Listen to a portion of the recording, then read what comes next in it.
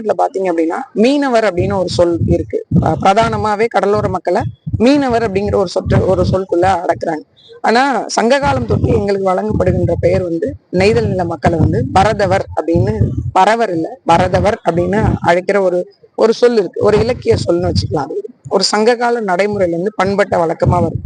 நாங்க சமீபத்துல போயிட்டு எங்களை பரதவர்கள்னு அறிவிங்க. ஏன்னா பல தரப்பு சமூக மக்களாக, அதாவது தொழில் ரீதியான அடையாளம் கொண்ட சமூக மக்களாக இங்க நிறைய குடிகள் இருக்கும்.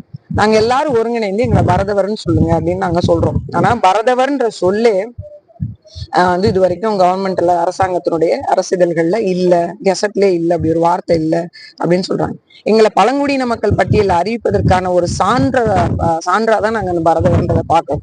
இதுல கடற்கரை நிலவாழ் மக்கள்ல நாங்க குறிப்பிட்டு வச்சிருக்கோம், இந்த வேலைகள்லாம் தொல்காலமா செஞ்சுட்டு இருக்காங்க, இந்த மக்களை எல்லாம் ஒருங்கிணைச்சு அறிவிங்கிறோம். இப்ப நீங்க தனிப்பட்டு மீனவர்கள் அப்படின்னு சொல்றீங்க அப்படின்னா, தமிழ்நாட்டுல நாங்க வந்து ஒரு 70-80 லட்சம் பேர் இருக்கோம் அப்படின்னா, பரதவர்கள் நீங்க அறிவிச்சீங்கன்னா கிட்டத்தட்ட நாங்க 1.25-1.5 கோடி பேர் இருக்கோம். அப்ப எங்களுக்கான பிரதிநிதித்துவம் கிட்டத்தட்ட 15-16 விழுக்காடு மக்கள் இருக்கக்கூடிய மக்களுக்கான பிரதிநிதித்துவம் எங்க அப்படின்னா, இந்த ஆட்சியாளர்களுக்கும் சரி, அரசியல்ல இந்த நில மக்களுடைய வாக்கு கேட்கின்ற கட்சிகளுக்கும் சரி நாங்க வைக்கிறோம். இப்ப எங்களுக்கான பிரதிநிதித்துவம் எங்க? அடிப்படை உரிமைகளை கூட நாங்க எங்களால கேட்டு பெற முடியாது அப்படின்ற ஒரு சூழ்நிலை தான் இந்த மக்கள் இருந்துட்டே இருக்காங்க. இப்ப உங்களுக்கே தெரியும், தமிழ்நாட்டினுடைய ஒரு சொத்து கச்சத்தீவு. இதை கொடுத்ததுனால ராமேஸ்வரம், இந்த பக்கம் புதுக்கோட்டை, தஞ்சாவூர், நாகப்பட்டினம், மயிலாடுதுறை, காரைக்கால், இந்த பகுதியில் இருக்கக்கூடிய, இந்த பக்கம் தூத்துக்குடி, கன்னியாகுமரி, இந்த பகுதியில் இருக்கிற மொத்த கடலோர மக்களும் பாதிக்கப்படுறாங்க. மீன்பிடிப்பு முறைமைகள்ல மட்டும் இல்ல, என்னுடைய உரிமை எடுத்து கொடுப்பதற்கு உங்களுக்கு யாரு அதுக்கான உரிமையை கொடுத்தது? இன்னைக்கு கடலோரங்கள்ல நீங்க ஒன்னும் கப்பற்படையோ கடற்படையோ போட்டு நீங்க பாதுகாக்கல. நீங்க பாதுகாத்து எந்த நாட்டு ஆட்களையும் ஊடுருவாம வச்சுக்கல. நாங்க கடலோர சம்பளம் வாங்காத எல்லை காவல் சாமிகளாக, கடலோர பாதுகாவலர்களாக இன்று வரைக்கும் நின்றுட்டு இருக்கோம். இந்த நிலத்தையும் வளத்தையும் பாதுகாப்பதற்காக. இந்த கடலாக இருக்கிற வரைக்கும், இயற்கை சூழலோடு ஒன்றி இருக்கிற வரைக்கும் தான் மேல்மட்ட மக்கள் அமைதியாக வாழ முடியும். நீங்க கடல்ல தொந்தரவு பண்றீங்க அப்படின்னா மிகப்பெரிய பேரலைகளையும் மிகப்பெரிய பேரழிவுகளையும் தான் சந்திக்கக்கூடிய சூழல் வரும். எந்த தொழிற்சாலையாக இருந்தாலும் சரி. இது என்னமோ கேப்பாரற்ற மக்கள் மாதிரி, அடிச்சா திருப்பி அடிக்க முடியாத மக்கள் மாதிரி, தண்ணீர் தேவைப்படாத தொழிற்சாலைகளை கூட கடலோரங்களை கொண்டாந்து வைக்கிறோம். கடலோர நிலங்களை வந்து 1 ரூபாய்க்கு 2 ரூபாய்க்கு ஒரு ஏக்கரை, கடலையே 4 லட்சம் ஹெக்டேர் கடல் பரப்பு விற்பனை ஆயிருக்கு. எல்லாமே ஹைட்ரோ கார்பன் எடுப்பதற்கு நாங்க வாங்கியிருக்கோம், நாங்க போயா போட்டுருவோம், இந்த இடத்துல படகு வராதுங்கிறாங்க. இப்ப இது வரைக்கும் கிட்டத்தட்ட 72 விழுக்காடு மக்களுக்கு, கடலோர மக்களுக்கு வாழ்ற நிலத்துக்கு நிரந்தர குடியுரிமை பட்டாயி கட்டி கொடுக்கப்பட்ட சுனாமி வீடுகள் எந்த நிலைமையில இருக்கு, அதை ஒரு ஆய்வுக்கு உட்படுத்துவோம், அந்த வீடுகளை பராமரிப்பு செய்வோம் அல்லது மறுகட்டமைப்பு செய்வோம். எந்த விதமான திட்டமிடலும் இல்லை. போற போக்குல இந்த தடைக்கால நிவாரணம், மழைக்கால நிவாரணம், இதை மட்டுமே வச்சு கடலோர மக்களை வாக்கை பெற்றுடலாம் அப்படிங்கிற மாதிரியான சூழல் தான் நாங்க பார்க்கறோம். எங்களுக்கான அதிகார வலிமை பெறணும் அப்படின்னா எங்களுக்கான பங்கீடும் அவசியம்னு நாங்க சொல்றோம். இந்த மீனவர் தினம் கிட்டத்தட்ட இது 97ல இருந்து தொடங்கினாங்க. 28ஆம் ஆண்டு இந்த மீனவர் நாளை மையமா வச்சு, அது இன்னைக்குதான் எங்க மீதான பார்வையே வந்து அவங்களுக்கு வரும். எல்லாரும் அறிக்கை விடுவாங்க, வாழ்த்து தெரிவிப்பாங்க. இன்னைக்குதான் அரசியல் கட்சி தலைவர்களா இது குறித்து பேசுவாங்க. இன்னைக்குதான் எங்களோட உழைப்பினுடைய அந்த சொல்லே பரிணமிக்கும். ஆனா ஒரு 100 ஆண்டு 2 நூறாண்டு இல்லை, ஒரு 2000 3000 4000 ஆண்டு தமிழர்களுடைய வரலாறு எங்கிருந்து தொடங்குச்சோ அங்கிருந்து நெய்தல் குடிகளுடைய வரலாறும் தொடங்குச்சு. இன்னைக்கு எங்களுடைய தலைவர்கள் எல்லாம் உலக தலைவர்களாக தன்னை அடையாளப்படுத்தி கொண்டாங்க. ஆனா அந்த மக்களை எங்கள் தலைவராக கூட எங்களால பறைசாற்றிக் கொள்ள முடியல. அப்படிப்பட்ட ஒரு குடிகளாகவே இது வரைக்கும் இருக்கிறோம். இப்ப நீங்க கடற்கரை புறம்போக்கு, அந்த கடற்கரை நிலங்களை பிரிச்சதுல கடற்கரை 3ல எங்கள் குடியிருப்பு தவிர பாக்கி எல்லாமே கடற்கரை புறம்போக்கு நிலங்கள்னு சொல்றாங்க. எதிர்கால குடியிருப்புகளுக்கு கூட எங்களுக்கு இடம் இல்லாம மேரிடைம் போர்டு கையில அதனுடைய அதிகாரத்தை கொடுத்துட்டாங்க. ஊராட்சி கையிலயோ, ஊராட்சிக்கு ஒப்படைப்பட்ட புறம்போக்காவோ அல்லது வருவாய்த்துறைக்கு சொந்தமான புறம்போக்கு நிலமாவோ இருந்தா மட்டும்தான் அதை மனைப்பிரிவா மாத்தி மக்களுக்கு வாய்ப்பு கொடுக்கலாம். அப்படி எதிர்கால குடியிருப்புக்கு கூட நிலமற்ற மக்களாக, இருக்கின்ற நிலத்துக்கும் உரிமையற்ற மக்களாக ஒரு குடி தமிழ்நாட்டுல சொந்த மண்ணில் அகதி போன்ற வாழ்ற ஒரு கூட்டம் இருக்குன்னா அது கடலோர மக்கள். அப்ப இதுக்கான உரிமை எப்படியாவது கேட்டு பெறணும்ல.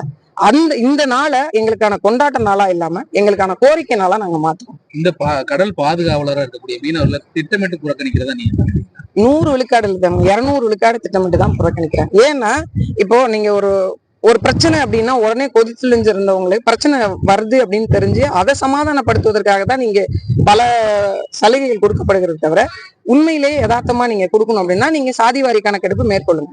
எங்களை வந்து பரதவர்கள் இந்தந்த சாதியினுடைய நாங்க உட்தொகுப்பு கொடுக்குறோம். உங்களுக்கு தேவையான ஆவணங்கள் இது எங்க இருந்து இதெல்லாம் நாங்க ஒருங்கிணைச்சு பரதவர்கள்னு சொல்றோம். எல்லா ஆவணங்களும் எங்கள்கிட்ட இருக்கு. நாங்க இது எல்லாத்தையும் தரோம். இந்தந்த உட்பிரிவுகளை வச்சு இவங்க எல்லாத்தையும் பரதவர்கள் நீங்க ஒருங்கிணைச்சிட்டு எந்தெந்த மக்கள் எவ்வளவு அளவீடு இருக்காங்களோ அவங்களுக்கு தகுந்த மாதிரி பிரதிநிதித்துவத்தையும் தொகுதி ஒதுக்கீடையும் செய்யுங்க. அதே போன்று எங்களுக்கும் செய்யும். நாங்க வந்து யாருடைய அதிகாரத்தையும் யாருடைய உரிமையும் பறிக்கவே நாங்க கேட்கவே இல்லை. எங்களுக்கான உரிமையை ஏன் கொடுக்க மறுக்கிறீங்க? நீங்க இது வரைக்கும் வரலாற்றுல சொல்லுங்க, அரசியல் வரலாற்றுல ஒரு மீன்வளத்துறை அமைச்சர் பர்டிகுலரா ஒரு துறைக்கான ஒரு அமைச்சரை போடுறாங்க. அந்த துறை சார்ந்து உள்ள மக்கள் 1000 பேர் இருக்கும்போது, இல்ல உங்களுடைய வேட்பாளர்ல ஒருத்தர் வெற்றி பெற்றும் இருக்காரு. இப்ப நான் திமுகவுக்கு மட்டும் இந்த கேள்வி வைக்கல, யாரெல்லாம் ஆளுகின்ற கட்சியாக இங்க வர நினைக்கிறாங்க எல்லாருக்குமே இது வைக்கிறேன். குறைஞ்சபட்சம் எங்களுக்கான வாய்ப்பையாவது உறுதி செய்கின்ற விதமா அதை கடலோர மக்களுக்கான வாய்ப்பா கொடுக்கும். அவர் வந்து 10 விஷயங்களை பண்ணலனாலும் ஒரு 3-4 விஷயங்கள் அவருக்கு தெரியும். ஒரு வெள்ளம் வந்தா, ஒரு காத்தடிச்சா, ஒரு படகு போல அப்படின்னா இங்க இருக்கிற மக்களோட சூழல் என்னன்னு கொஞ்சமா தெரியும்.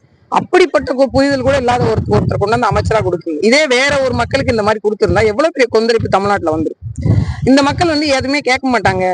இவங்களுக்கான விழிப்புணர்வை கொண்டு போய் சேர்க்கணும். இன்னும் சொல்லணும்னா மத்திய மாநில அரசுகளை கடலோர வரக்கூடிய கடலோர மக்களுக்கான திட்டங்கள் எல்லாம் போய் தயவு செஞ்சு எடுத்து பாருங்க. ஒரு சாதாரண மக்கள் சாதாரண மக்களாவே இருக்க முடியும். ஒரு பெரிய பணக்கார செல்வந்தர் பணக்காரரா இன்னும் மேலும் ஆக முடியும். இதுல வர திட்டங்கள்லாம் இருக்கட்டும், அந்த திட்டங்கள் இங்க இருக்கிறவங்களை உட்கார்ந்து பேசப்பட்டுச்சா? இங்க இருக்க மக்கள் கருத்து கேட்பு கூட்டங்கள் நடத்தினாங்களா? ஒரு கடலோரத்துல ஒரு திட்டம் வருதுன்னா கூட, ஒரு பெரிய தொழிற்சாலை வருதுன்னா கூட அந்த மக்களை கூட்டி எந்த கருத்து கேட்பும் கேட்கறது இல்லை. ஏதாவது எங்கொன்றாவது ஏதாவது சட்டத்துக்கு புறம்பான ஒரு விஷயங்களை செஞ்சு ஒரு அனுமதியை வாங்குற மாதிரி வேலைகளை தான் செய்யறாங்க. அப்ப சரி, ஒரு தொழிற்சாலை கொண்டு வரீங்க, என்ன சொல்றீங்க? அங்க இருக்கிற மக்களுக்கு வேலை வாய்ப்பையாவது உறுதி செய்வோங்கிறது. அதாவது பண்றீங்களான்னா அதுவும் இல்லை. அப்ப இங்க இருக்கிற மக்களுடைய பிரச்சனைகளை பேசுவதற்கு அதிகாரம் ரொம்ப வலிமையானது. அந்த அதிகார பங்கீடையாவது இவங்க கொடுக்கணும் அப்படிங்கறதான கோபம் தான் நம்ம வெளியில வந்து பேச வேண்டியதா இருக்கு. அதுக்காக தான் நான் என்னை போன்ற ஆட்கள்லாம் அரசியல் தளத்துக்கு வந்தது. எனக்கு வந்து சட்டமன்ற உறுப்பினர் ஆகணும், நாடாளுமன்ற உறுப்பினர், நமக்கு ஒரு பதவி அதிகாரம் வேணும், காளியம்மலுக்கு பின்னாடி எம்எல்ஏ எம்பின்னு போட்டுக்கணும்ல நான் இந்த களத்துக்கு வரவே இல்லை. கடல் தாயின் மீது சத்தியம். இந்த மக்களுக்கான ஒரு வாய்ப்பை உருவாக்கி வச்சுட்டு போயிட்டோம்னா அடுத்த தலைமுறை, இப்ப என்ன மாதிரி எனக்கு முன்னோர்கள் இருந்தாங்க. இப்ப எங்கள் பெரும்பாட்டன் ஐயா சிங்காரவேலர் இருந்தார். உலகத்தினுடைய பொது விஷயங்களை பத்தி யோசிச்சார். கம்யூனிஸ்ட் சித்தாந்தத்தை விதைச்சார். இன்னும் சொல்லப்போனா இந்தியாவினுடைய முதல் கம்யூனிஸ்ட் கட்சிகளே அவரை புறக்கணிச்சிட்டாங்க. அவர் படம் போடுறது இல்லை, அவரை பெருமை கொள்றது இல்லை. ஏன் மரியாதைக்குரிய இன்னைக்கு தமிழ்நாட்டுல மிகப்பெரும் தலைவராக போற்றப்படுகிறார் ஐயா பெரியார். அவருக்கே இவர்தான் உருவாந்திருக்கிறாரு. அப்படின்னு சொல்ல போனா அந்த அம்பேத்கர் அவர்கள் பெருமை மிகு பேசுறார். சிங்காரவேலர் போன்ற ஒரு ஆளுமையை பார்த்தது. இன்னைக்கு மதிய உணவு திட்டம் காமராஜருக்கு முன்னோட்டமாக இந்த விஷயத்தை செய்து காட்ட முடியும்னு களத்துல நின்று காண்பிச்சவர். ஆனா இன்னைக்கு அவருக்கான மரியாதை என்னவா இருக்கு?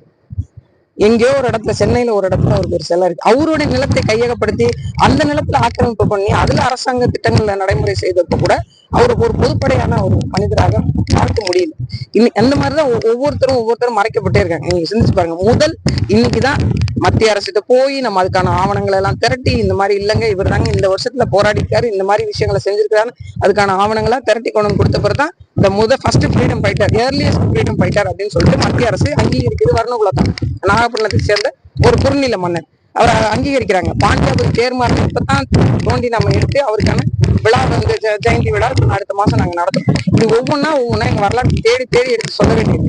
ஏற்கனவே அதிகாரத்துக்கு இடத்துல நாங்க இருந்திருந்தோம் அப்படின்னா, இதே நான் இங்க பேசுறத நான் பாராளுமன்றத்துல வச்சு பேசியிருக்கேன், அவைக்குறிப்பில் எழுதியிருக்கேன், சட்டமன்றத்துல வச்சு பேசியிருக்கேன், அதுக்கான அங்கீகாரத்தை பெற செய்திருக்கேன். இதுக்கான அரசியல் வழித்தடமா தான் நம்ம பார்க்க வரோம். இன்னைக்கும் ஒரு அரசாங்க வேலை, மீன்வளத்துறையில ஒரு பொறுப்பு பதவி, இன்ஸ்பெக்டர், ஆய்வாளர், படகுல ஏறணும், ஆய்வு செய்யணும், போகணும் வரணும்.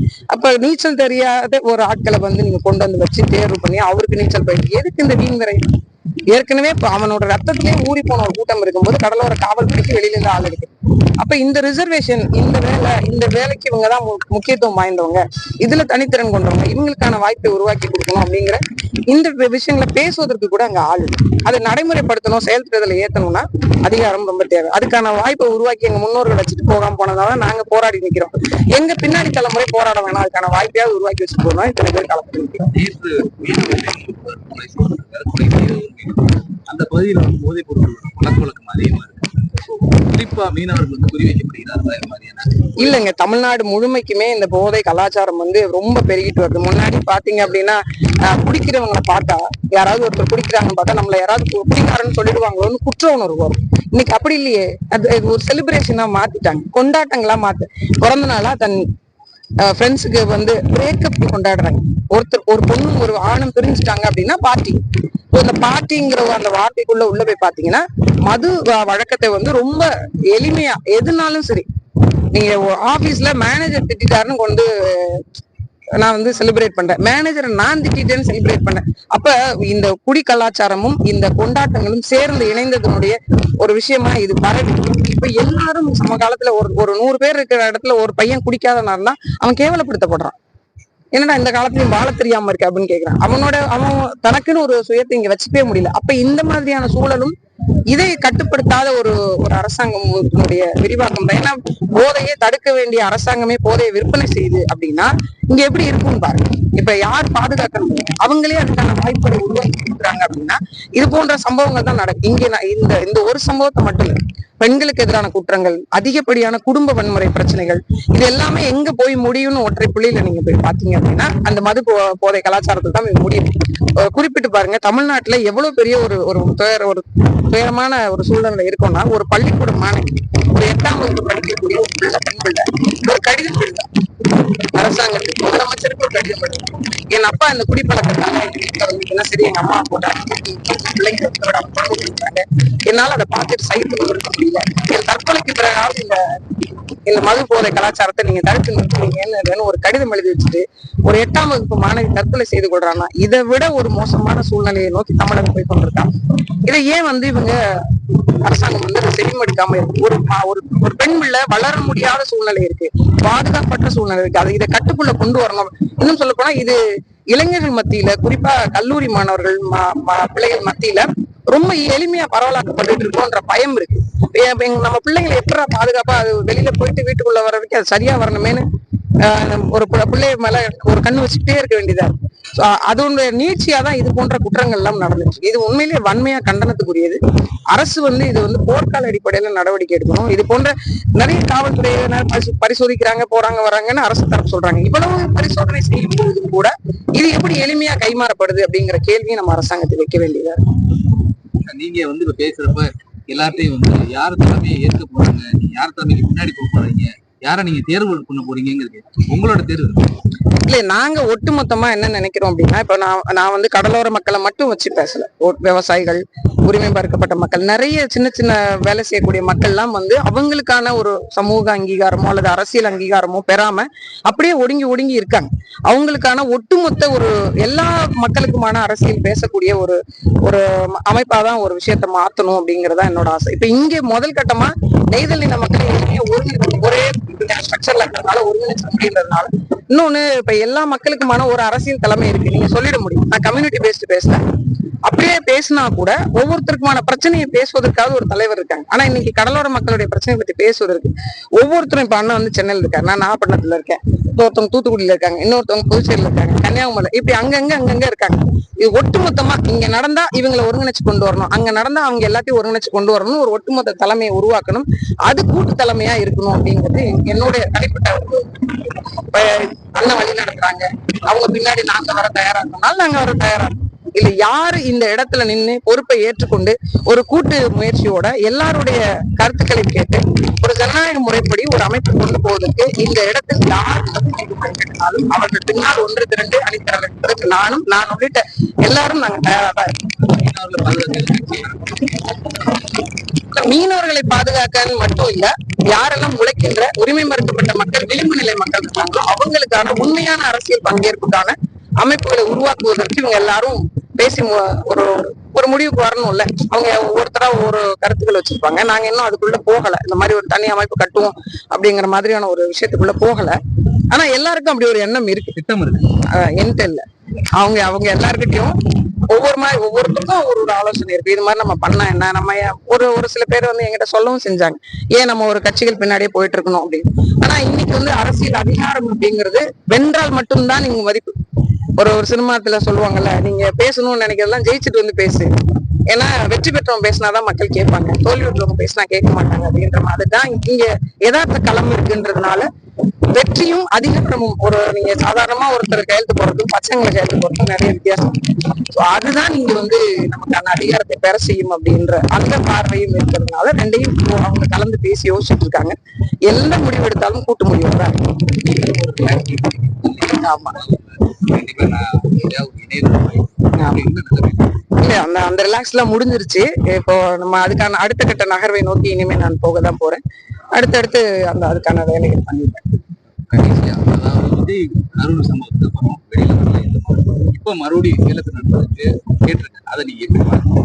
இல்ல இது மாநாடு நடத்த போறாங்கன்னா இப்படி கூட்டமாவா இல்ல ஏற்கனவே 41 பேர் இறந்த மாதிரி அடுத்தது அந்த ஒரு பயணம் பண்ணிட்டு இருந்தாங்க சனி ஞாயிறும். இப்ப மறுபடியும் கரூர்ல வந்து மீண்டும் அது தொடர்ந்து அனுமதி கேட்டிருக்காங்க, அனுமதி மறுத்திருக்காங்க. ஆனா அது மறுபடியும் அவங்க கோர்ட் வரைக்கும் போயிருக்காங்க. மீண்டும் அந்த பயணத்தை இந்த செய்தி நான் கேள்விப்பட்டேன். அப்படி தொடங்கும் பட்சத்துல உங்களோட பார்வை மீண்டும் இல்லை, மக்களை சந்திக்கின்ற ஒரு தலைவன் போயிட்டு ஒரு மக்களை சந்திக்கிறத யாரும் வேண்டாம்லாம் சொல்ல மாட்டாங்க. ஒரு மக்களை சந்திக்கின்ற போது இது போன்ற அசம்பாவிதங்கள் நடக்காம என்னென்ன முன்னேற்பாட்டு நடவடிக்கைகள் இருக்கோ அது போன்ற முன்னேற்பாட்டு நடவடிக்கைகளை கட்சியும் சரி அரசும் சரி சரியா செய்து கொடுத்து மக்களை சந்திக்கிறதுல எந்த பிரச்சனையும் இல்லைன்னு நான் பாக்குறேன்.